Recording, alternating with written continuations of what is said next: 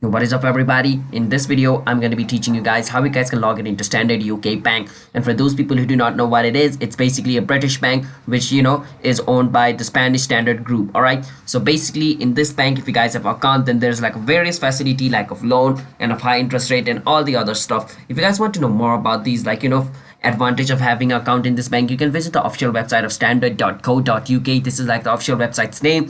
You can visit and know all the advantage of creating an account in it. But this video is not on that. This video is on how you guys can log in into it. So let me show you guys how you guys can do that. But before that, if you guys are new to our channel, you know what you guys need to do. Hit that like and subscribe with notification on so you guys can get notified for a future video. Let's move on, shall we?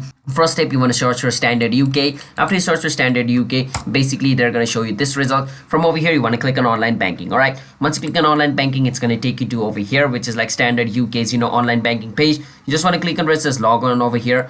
Once you click on log on, it's going to take you to the login page. Now once you're in the login page, you just want to fill the information which it asks for. All right, now fill the information correctly. Like over here, if you guys have a business account, basically you just want to click on where it says business. If you guys have like a corporate account, you want to click on where it says corporate. But I have like a personal account, so I'm just going to go on personal over here. All right, I'm just going to go on where it says personal because I have a personal account. And over here I need to enter my ID, basically like a number or like a code like thing. All right, so after I do that, basically I need to enter my security number. Basically it's like a 5-digit registration code over here. After I do that, basically I can click on where it says log on, and if it is correct, I should be able to log in into my account. And for business, just go on business, fill the information. For corporate, go on corporate and fill your information. All right, so yeah, that's basically it on how you guys can log in into your Standard Chartered's online banking account.